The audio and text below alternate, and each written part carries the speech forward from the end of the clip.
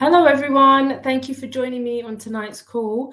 I'm literally just going to run through ideas of why it's important to have a demo account and what you should really be doing on them.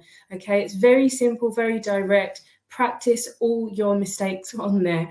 Yeah, so making loads of mistakes, strengthening your skills, your strategy, trying out new things. That is what a demo is there for. Okay, so I'm just going to deepen the idea of a demo so you can get the most out of it. If you're a newbie and you don't have a demo yet, you can find them on the Vantage, if you're trading off Vantage, if you're trading off PU, and also if you do have or planning to have funded challenges, planning to pay for one, you can also go onto the website of the funded organizations, and they will also have demo trials there for you that you can use. Okay, so firstly, with demos, best place to get used to the idea of bigger lot sizes. Okay, so we're not going to jump straight into a 0.01 and then start using a 2.5 lot. We're not going to do that. All right, it's not worth it. It will just give you a heart attack. Okay, so practice using different lot sizes on there. Okay, just stick on a trade and watch how the trade rolls numerically. And the reason being is because if you do decide to go onto funded challenges and you're going to get yourself a 10K account or a potential 100K account, you are going to be dealing with bigger lot sizes. And not just that, the more money that you make on your live, the more that your lot sizes may increase over time. And so it's important that visually you are getting used to this change. I think we have already established many times that this is a visual skill set that we are strengthening. Okay, so when we're watching the charts, we are looking for new things, repetitive things, patterns, our strategy to play out. So it's important that visually you are engaging with the charts, that you're engaging with numbers, and you're building that connection. So then you are a lot more patient and more confident with what you're doing. Okay, so we're getting used to our lot sizes. The other thing is pretend it's a funded account. Now, I actually don't have PU as a live account at the moment. So please let me know or just have a look and see how much the demo account starts at. I believe Vantage used to do a 100K account demo. I'm not sure what the PU does, but basically, instead of trading on it as if it has 100K, for example, with the Vantage, what you want to do is pretend it's an actual funded account that you've bought. So, for example, if you're planning to buy a 25K funded challenge, use your demo as if it had 25K only, which means you want to start looking at what kind of lot sizes, what kind of risk that you might be taking on a 25K, and basically just apply everything to that demo. Okay, so just let go of the fact that it's 100K, whatever the demo is, and take it from there. If you want to trial it as if it is the 100 demo, then that's fine. The 100K, then go for it. All right, but this is just applying if you're planning to get a smaller funded challenge. Yeah. The other thing that you want to also add to this is taking partials. Now, most of you may know that I hate taking partials, but actually taking partials is very successful and it can just give you that extra profit on top.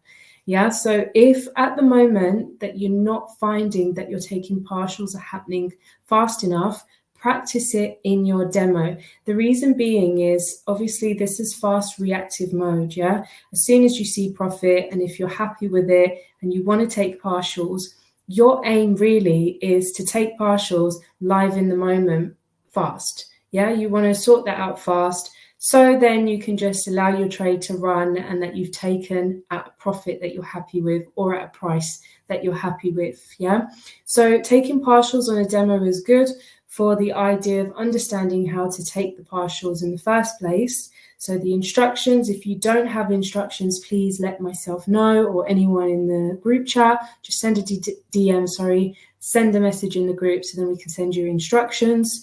And also it's just so you get the hang of it fast enough so you have that confidence whilst the trade is on to take the partials in that time. All right. The last two things that I want to go over for demos is holding longer on your trades, and also swing trades. So trades that are happening through the night, or trades that are happening over a few days, couple of days, 3-4 days, even a week. Okay. We do know in the group, some people have held their trades for over a week. Don't know how you've done it. Great stuff. So just going back to holding trades longer. Yeah, we've all probably been there where, we're in a trade and profit is showing, and, your TP is nowhere near, but you're just that scared that it's going to go back to BE, to break even, or to a loss. So what you want to get in the hang of in a demo account is a couple of things. Just going to give you ideas. You could try having your normal trade that you would have taken on a live account, with the right lot size, and how you'd set your SL and TP, and just take profit wherever that you would have done on a live account.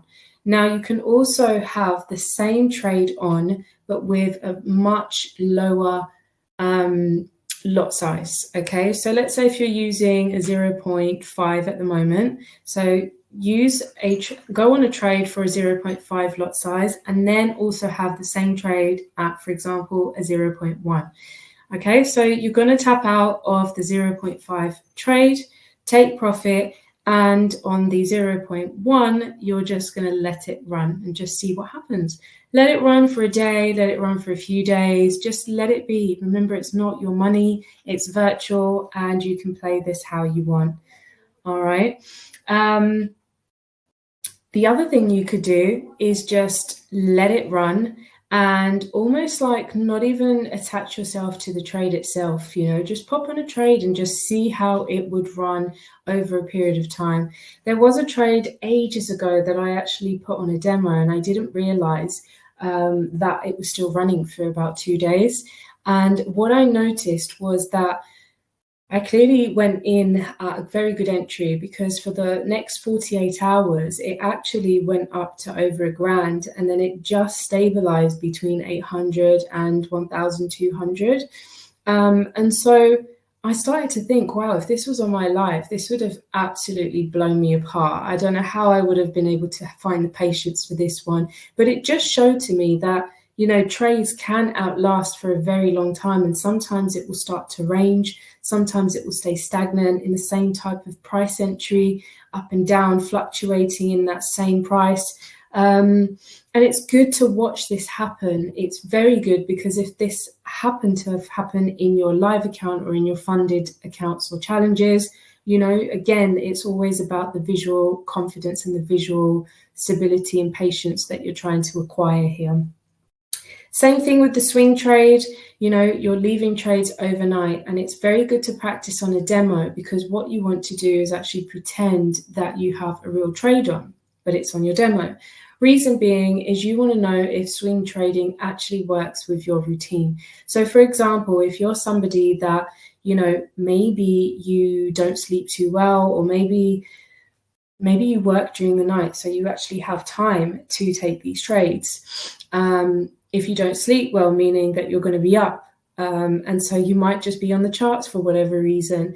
If you want to just see how having a trade on during the night works with that routine, go for it, because it will then tell you emotionally if it's actually going to help you or not. For example, I'm a deep sleeper, and I love to sleep, and I like to go to sleep early.